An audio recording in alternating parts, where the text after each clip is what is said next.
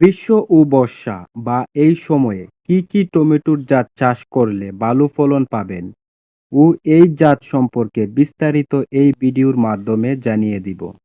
প্রথমে ভারী টমেটো ৮।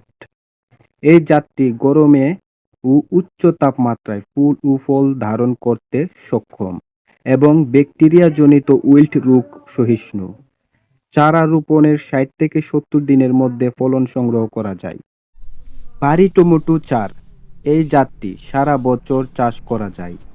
এই জাতটি ব্যাকটেরিয়াজনিত ঢলে পড়া রোগ সহনশীল। ফল সহজে নষ্ট হয় না।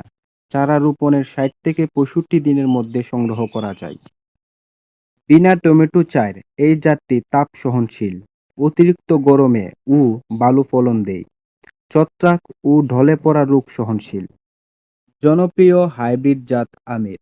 এই টমেটোর জাতটি অত্যন্ত টক স্বাদযুক্ত টমেটো গাছ অত্যন্ত শক্তিশালী হয় এবং এটি একটি তাপ সহনশীল জাত ও চমৎকার রোগ প্রতিরোধ ক্ষমতার কারণে কৃষকদের মাঝে এই জাতটি বেশ সমাদৃত।